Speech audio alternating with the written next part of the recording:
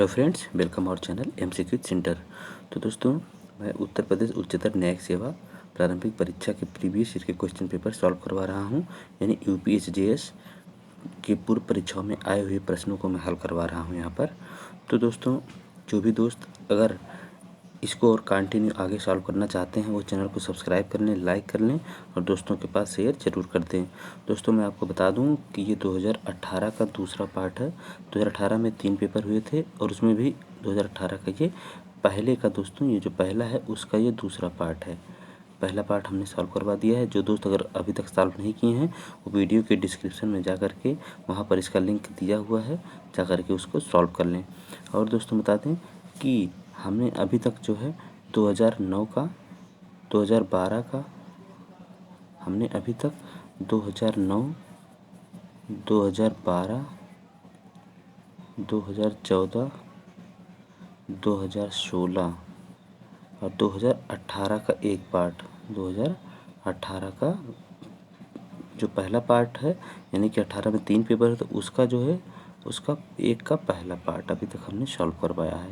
तो जो दोस्त अगर अभी तक पुराने वीडियो को इनमें से किसी को नहीं देखे हैं वो वीडियो के डिस्क्रिप्शन में सभी का लिंक दिया हुआ, जाकर के वहाँ पर उसको सॉल्व कर सकते हैं और आगे इसको भी सॉल्व कर लें। तो दोस्तों शुरू करते हैं बिना देर किए हुए। तो दोस्तों पहला जो प्रश्न है आपका वो है सिविल प्रक्रिया संहिता के आदेश 37 के अंतर्गत एक बात में पारित जो है डिक्री को पास किया जा सकता है बिना प्रतिरक्षा की अनुमति के अनुप्रयोग के अंतर्गत। तो इसमें दोस्तों इसका सही विकल्प जो है आपका, वो आपका सही जो विकल्प है वो है बी। ये आदेश 37 नियम 4 सिविल प्रक्रिया संहिता के अंतर्गत ऐसा प्रावधान दिया हुआ है। अगला प्रश्न, भारतीय दंड संहिता की धारा 361 के अंतर्गत विधिपूर्ण संरक्षकता में व्यवहारण हो सकता है। यह कब हो सकता है दोस्तों? कब माना जाता है कि व्यवहारण हुआ है 361 के अंतर्गत आईपीसी में? इसमें माना जाता है जब यदि वह नर हो तो 16 वर्ष से कम आयु का हो, यदि वह नारी हो तो 18 वर्ष से कम आयु की हो, या एक विकृचित व्यक्ति हो। तो उपरोक्त सभी इसमें सही है दोस्तों। इसमें क्या है? उपरोक्त सभी सही है। तीनों कंडीशन में अगर किसी व्यक्ति को उसके पिता के संरक्षकता से अगर हटाया जाता है तो वह माना जाता है कि उसका व्यवहारण हुआ है। 361 आईपीसी में ये बात बताई गई है। साथ अधिनियम की धारा 27 के अंतर्गत जो है दोस्तों पूर्ण कथन स्वीकार है, केवल वही भाग स्वीकार है जो स्पष्ट रूप से प्रकटीकरण से संबंधित हो। बाद के तथ्यों परिस्थितियों के आधार पर उपरोक्त दोनों स्वीकार है। तो इसमें दोस्तों जो आपका सही आंसर है वो है आपका बी, केवल वही भाग स्वीकार है जो स्पष्ट रूप से प्रकटीकरण से संबंधित हो। अगला प्रश्न है दोस्तों, वादी की पुनः परीक्षा। तो वादी की पुनः परीक्षा कब की जाती है? तो इसमें विकल्प दिया है दोस्तों, जो कुछ भी मुख्य परीक्षा में बच गया उसकी पूर्ति के उद्देश्य के लिए हो सकती है, जो मामले की प्रतिरक्षा में उल्लिखित है उसके स्पष्टीकरण के उद्देश्य से हो सकती है। तीसरा है दोस्तों, जो मामले मुख्य परीक्षा में उल्लिखित हैं उनके स्पष्टीकरण के उद्देश्य से हो सकती है। उपरोक्त सभी। तो इसमें दोस्तों जो आपका सही आंसर है वो है आपका बी, जो मामले प्रतिरक्षा में उल्लिखित हैं उनके स्पष्टीकरण के उद्देश्य से हो सकती है।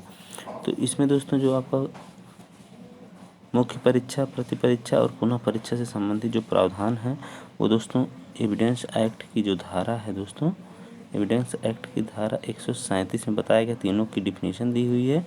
और वहीं दोस्तों 329 में इनका क्रम दिया हुआ कि कौन पहले होगा कौन बाद में होगा। ठीक है, तो इसमें पहले सबसे पहले होता है मुख्य परीक्षा होती है, फिर होता है प्रतिपरीक्षा यानी चीफ, फिर क्रॉस, उसके बाद री एग्जामिनेशन यानी पुनः परीक्षा। इसी क्रम में दोस्तों ये होता है। तो इसमें और भी आपको आगे फिर बताते हैं। नेक्स्ट जो क्वेश्चन है दोस्तों, वित्त आयोग। इसमें एक बात और बताएं दोस्तों, अगर मान लीजिए जब एक बार अभियुक्त की पुनः परीक्षा जब होती है तो उसमें अगर कोई नया बिंदु आता है, पुनः परीक्षा होती है अगर नया बिंदु आता है तो विपक्षी जो है वह जो है न्यायालय की अनुमति से उसका भी प्रतिपरीक्षा कर सकता है, उस बिंदु का भी प्रतिपरीक्षा किया जा सकता है। अगला जो है, वित्त आयोग राष्ट्रपति को निम्नलिखित से संबंधित अनुशंसाएं देता है। तो इसमें दोस्तों कौन सा विकल्प आपका सही है? तो इसमें दोस्तों विकल्प जो है आपका डी सही है, यानी कि संघ और राज्यों के बीच करों के शुद्ध आगमों के वितरण के बारे में। बी है भारत की संचित निधि में से राज्यों के राजस्व में सहायता अनुदान को शासित करने वाले सिद्धांतों के बारे में। सी है राज्य में पंचायतों नगर पालिकाओं के संसाधनों की अनुपूर्ति के लिए राज्य की संचित निधि के संवर्धन के लिए आवश्यक परिपूरक के बारे में। उपरोक्त सभी। तो दोस्तों इसमें आपका जो आंसर है यह है आपका उपरोक्त सभी। तो इसमें आपको बता दें दोस्तों, इसमें जो है आपका 62A दिया है, वित्त आयोग जो दिया है आर्टिकल जो है 280 में दिया, और जितने प्रावधान दिए गए हैं 283 में दिए गए हैं, आप देख सकते हैं। वैध अपेक्षा पदबंध का संबंध निम्नलिखित विधिक शाखाओं में से किससे है। तो इसमें दोस्तों जो है ये है आपका एक मैक्सिम है, ठीक है। वैध अपेक्षा पदबंध जो है, तो ये जो है दोस्तों आपका जो सही उत्तर इसमें है, आपका सही उत्तर है ए, प्रशासनिक विधि से संबंधित है। अगला दोस्तों, वस्तुयोग सेवा कर किस संवैधानिक संशोधन के पारित किए जाने के पश्चात प्रारंभ हुआ। तो इसमें दोस्तों जो आपका सही आंसर है वो है आपका बी, यानी कि संविधान के 101वें संविधान संशोधन द्वारा। कितना? 101वां संविधान, उसके संशोधन द्वारा इसको संविधान में सम्मिलित किया गया। अनुच्छेद 22(4) के अनुसार किसी व्यक्ति का किस अवधि से अधिक के लिए निरोध सलाहकार बोर्ड की सिफारिश के बिना संभव नहीं है। तो इसमें दोस्तों जो है 3 महीने से अधिक अगर निरोध रखना है तो सलाहकार बोर्ड की सलाह से ही उसको बढ़ाया जा सकता है। अगला दोस्तों जो आपको प्रश्न है वो है उत्तर प्रदेश नगर भवन किराए पर देना किराया एवं बेदखली विनियमन अधिनियम 1972 की धारा 20 के अंदर बेदखली हेतु वाद दायर करने के लिए निम्न से कौन सा आधार नहीं हो सकता है। तो इसमें दोस्तों आपका जो है, इसमें हमने आपको बताया था पिछले किसी पेपर में कि किराएदार ने 3 महीने की अवधि के किराए का भुगतान नहीं किया हो। यहाँ पर दोस्तों 4 महीना है, अगर वो 4 महीने का किराया नहीं देता तो ये भी बेदखली का आधार हो जाता है। यहाँ पर 3 महीना दिया इसलिए बेदखली का आधार नहीं है। अगला दोस्तों जो है दाम्पत्य भूस्वामी द्वारा अवैध रूप से रोकी गई सुविधाओं का बहाल करने हेतु आवेदन किसके समक्ष प्रस्तुत होगा। तो इसमें दोस्तों जो आपका सही आंसर है वो है आपका विहित प्राधिकारी के समक्ष। अगला उत्तर प्रदेश नगर पालिका अधिनियम 1916 के अंतर्गत दायर निर्वाचन याचिका के स्थानांतरण हेतु आवेदन किसके समक्ष होगा। तो इसमें दोस्तों जो होता है आपका जो सही आंसर है वह आपका डी, उच्च न्यायालय यदि स्थानांतरण एक अलग जनपद को किया जाना है और जनपद न्यायाधीश जनपद के भीतर, ठीक। किस विधि के अंतर्गत एक ऐसी वृद्ध महिला को इद्दत का पालन करने की आवश्यकता नहीं है जिसकी गर्भवती होने की संभावना नहीं है। तो इसका जो सही आंसर दोस्तों ये सी है। ये क्वेश्चन दोस्तों पुराना रिपीटेड क्वेश्चन है। ये भी साक्षी परीक्षण के लिए निम्नलिखित में से कौन सही क्रम है, ये भी दोस्तों रिपीटेड क्वेश्चन है। तो इसमें दोस्तों सबसे पहले मुख्य परीक्षा होती है, फिर पद परीक्षा, फिर पुनः परीक्षा। इसको हमने आपको बताया था। ये एविडेंस एक्ट की धारा जो है 138 में दिया हुआ है इसका अनुक्रम। अगला दोस्तों, CRPC की धारा 125 के अंतर्गत किसी पत्नी को अपने पति से भरण पोषण प्राप्त करने का अधिकार नहीं होगा यदि। दोस्तों ये भी रिपीटेड क्वेश्चन है। तो यह जब वह जारकर्म करती है। अगला दोस्तों जो है आपका 72 दाम्पत्य अधिकारों के प्रत्यास्थापन की डिग्री को लागू किया जा सकता है। ये भी दोस्तों रिपीटेड क्वेश्चन है। ये संपत्ति की कुर्की के द्वारा कहाँ पर दिया गया है, आर्डर 21 रूल 32 में दिया हुआ है। ये व्यादेश एक बाद में नहीं प्रदान किया जा सकता है। तो इसमें दोस्तों जो आपका सही आंसर है वो है आपका ए, जिसमें विनिर्दिष्ट अनुपालन लागू नहीं किया जा सकता। दोस्तों ऐसी दशाओं में वहाँ पर व्यादेश नहीं जारी किया जा सकता, नहीं प्रदान किया जा सकता। कार्बन फुटप्रिंट क्या है। तो दोस्तों ये भी रिपीटेड क्वेश्चन ही है। इसमें जो सही आंसर जो है आपका वो है डी, या किसी संगठन या उत्पाद या व्यक्ति द्वारा उत्सर्जित की जाने वाली ग्रीन हाउस गैसों का एक पूर्ण समूह है। अगला है निम्नलिखित में से किन परिस्थितियों के अंदर गैर अंतरणीय अधिकार रखने वाले एक भूमिधर का हित समाप्त हो जाता है। तो इसमें दोस्तों जो है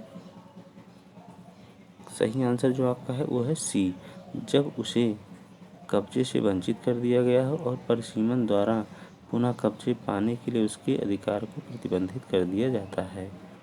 अगला दोस्तों आपका है 76 उत्तर प्रदेश पंचायत राज अधिनियम 1947 की कौन सी धारा ग्राम पंचायत के कृत्यों का प्रावधान करती है। तो इसमें दोस्तों आपका जो सही आंसर है वो है आपका ए, सेक्शन 15 इसमें आपको बता दें कि कितने कार्य उपबंधित किए गए हैं, कितने कृत्य बताए गए हैं, तो वो हैं आपके 30 काम बताए गए हैं। कितना? 30 सीरियल नंबर से 30 हैं दोस्तों। एक में भी कई काम उसमें गिनाए गए हैं। भारतीय दंड संहिता में परिभाषित विधि विरुद्ध जमाव गठित करने के लिए सारभूत संगठक हैं। तो इसमें दोस्तों जो है आपका सही आंसर जो है आपका 77 का आपका सी सही है। किसी अपराध को कारित करने के समान उद्देश्य के साथ 5 या अधिक व्यक्तियों का जमाव कहाँ दिया हुआ है दोस्तों? आईपीसी की जो धारा है 141 में दिया हुआ, इसको परिभाषित किया गया है कि कब कोई जमाव विरुद्ध जमाव हो जाता है। अगला, दंड विधि संशोधन अधिनियम 2013 द्वारा दंड संहिता की धारा 354 के पश्चात 4 नई धाराएं अंतः स्थापित की गई। स्थापित की गई नई धाराओं में से एक दृश्यकारिता के विषय हैं, उस धारा को चिन्हित करें। तो इसमें दोस्तों जो आपका सही आंसर है वो है सी 354 सी। ठीक है।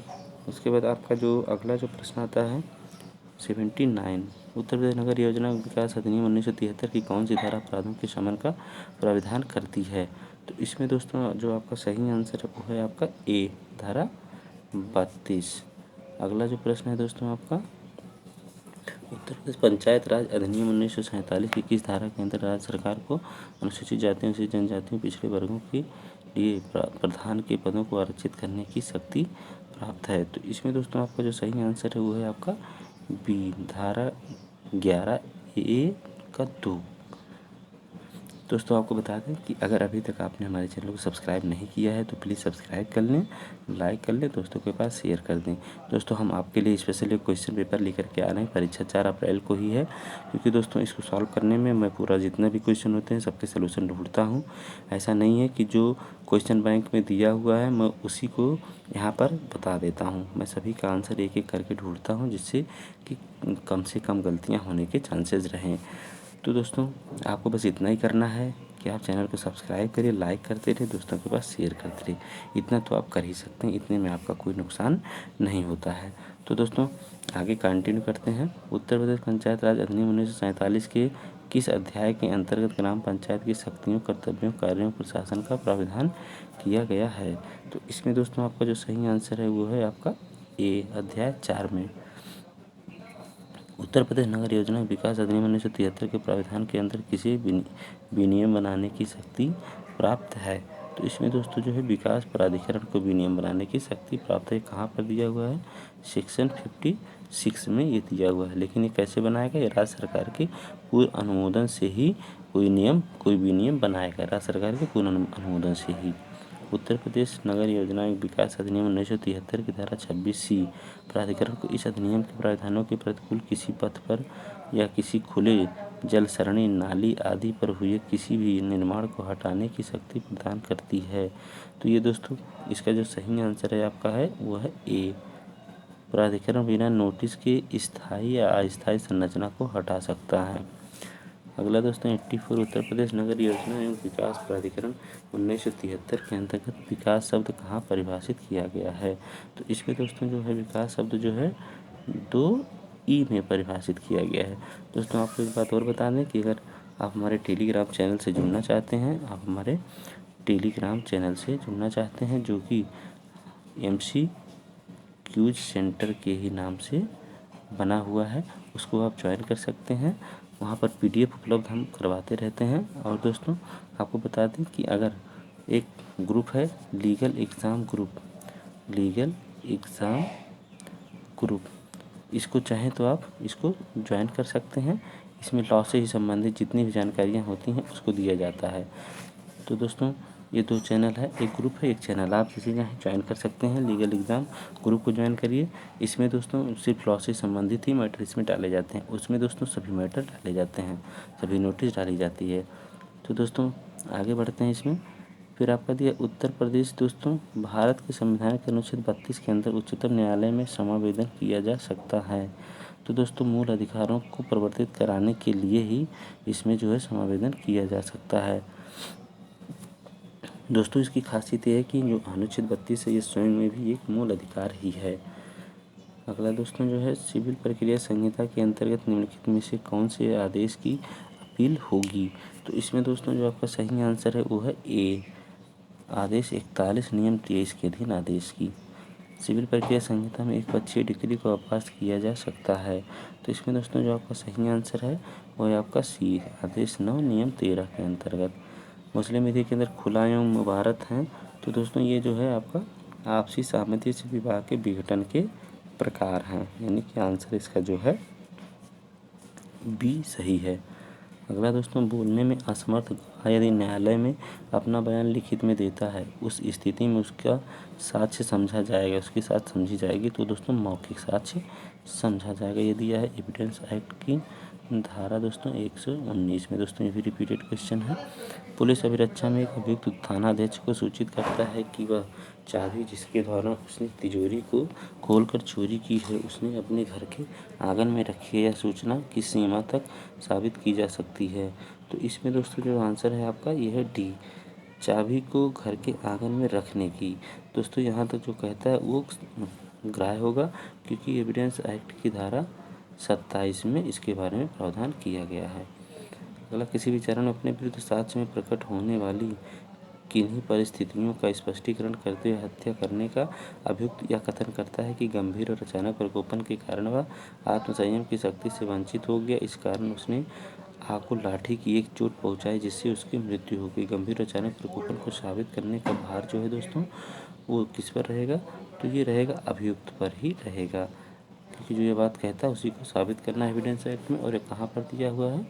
एविडेंस एक्ट की धारा 105 में इससे संबंधित प्रावधान दिए गए हैं।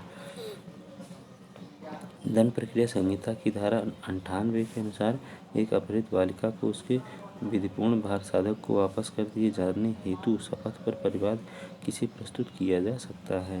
तो इसमें दोस्तों जो आपका सही आंसर है वो है आपका डी, उपरोक्त सभी किसी को भी किया जा सकता है, जिला मजिस्ट्रेट, उप मजिस्ट्रेट, मजिस्ट्रेट फर्स्ट क्लास। वह अपराध जो देश की सामाजिक आर्थिक स्थिति को प्रभावित करते हैं, जिन पर अभिभाषक चर्चा लागू नहीं है, को अधिसूचित किया जाएगा। तो दोस्तों इसका जो सही आंसर है वो है आपका डी, केंद्र सरकार द्वारा यह अधिसूचित किया जाएगा। ये दोस्तों आप अभिभाषक सौदेबाजी से संबंधित प्रावधान जो है दोस्तों CRPC में जो है दोस्तों ये दिया हुआ है 265 ए से 265 ए से 265 यल तक में ये दिया हुआ है। अगर हिंदी में लिखें तो 265 का से ये ठा तक दिया हुआ है। सॉरी। एक एसोसिएशन द्वारा मार्ग के एक व्यस्त संगम पर स्थापित एक विशाल पोस्टर बैनर यातायात में व्यवधान पैदा कर रहा है। निम्न में से कौन सूचना प्राप्त होने पर भारतीय दंड संहिता के अंतर्गत प्रक्रिया प्रारंभ कर ऐसे बैनर पोस्टर को हटा सकता है? तो 94 का दोस्तों इसमें जो आपका आंसर सही है वो है आपका जिला मजिस्ट्रेट। यहाँ दोस्तों न्यायाधीश लिखा था, हमने मजिस्ट्रेट कर दिया, मजिस्ट्रेट ही सही शब्द है।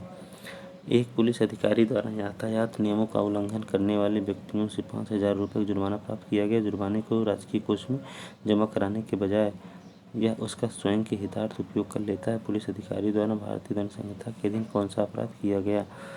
तो इसमें दोस्तों इसमें जो है सही आंसर जो है आपका वो है ये, आपराधिक न्यास से भंग का अपराध उसने किया। तो इसमें दोस्तों आपराधिक न्यास भंग दोस्तों 405 में आईपीसी के सेक्शन जो है 405 में परिभाषित है। और वहीं दोस्तों 406 में इसके दंड के बारे में प्रावधान किया गया है। तो इसमें दंड दोस्तों जो होता है 3 वर्ष का दंड दिया जा सकता है, या जुर्माना यानी फाइन, या बोथ यानी कि दोनों। अगला है दोस्तों जो आपका भारतीय दंड संहिता की धारा 21 के अनुसार निम्न में से कौन लोक सेवक नहीं है? तो इसमें दोस्तों आपका जो सही आंसर है वो है आपका डी, एक अधिवक्ता जो है दोस्तों न्यायालय के सम्मुख विधि का व्यवसाय करता हो लोक सेवक नहीं माना जाता है। आप बा को यह सूचना देता है कि उसने घा से सुना है कि या ने सा की कुछ समय पूर्व हत्या कर दी। बा को साक्षी के रूप में न्यायालय में परीक्षण किए जाने पर बा की साक्ष्य को क्या माना जाएगा? तो इसको दोस्तों सुनी सुनाई साक्ष्य इसको माना जाएगा, यानी कि हियर से एविडेंस इसको माना जाएगा। इसको हियर से एविडेंस इसको माना जाएगा। अगला जो प्रश्न है दोस्तों, निम्न में से किस मामले में उच्चतम न्यायालय द्वारा सिविल प्रक्रिया संहिता संशोधन अधिनियम 1999 2002 की वैधता को जायज ठहराया? तो इसमें दोस्तों जो आपका सही आंसर है वो आपका 98 का सी, सेलम एडवोकेट बार एसोसिएशन बनाम भारत संघ के बाद में उसको जायज़ ठहराया था। अगला जो प्रश्न है दोस्तों आपका, निम्न में से कौन सा अपराध संज्ञेय, गैर जमानती और असमनीय है? तो इसमें दोस्तों आपका सही आंसर है भारतीय दंड संहिता की धारा 307 के अंतर्गत दंडनीय हत्या करने का प्रयत्न करना। तो इसमें जो है दोस्तों आपका इसका आंसर ही हो गया 99 का। अब आता है आपका लास्ट क्वेश्चन अंतिम, भारतीय साक्ष्य अधिनियम की धारा 101 के अंतर्गत सबूत का भार जो है दोस्तों वो कभी परिवर्तित नहीं होता है, यानी कि विकल्प बी सही है। जबकि दोस्तों वहीं 102 में जो है सबूत का भार वो बदलता रहता है। एविडेंस एक्ट में जो सबूत 102 सेक्शन में है वहीं पर ये बदलता रहता है कि 101 में कभी परिवर्तित नहीं होता है। तो दोस्तों उम्मीद है वीडियो आपको काफ़ी पसंद आ रहा होगा। तो दोस्तों अगर पसंद आ रहा हो तो कमेंट करके भी बताइए, और दोस्तों इसको लाइक और सब्सक्राइब और शेयर ज़रूर करते रहिए। तो दोस्तों आज के लिए बस इतना ही। नमस्कार, धन्यवाद।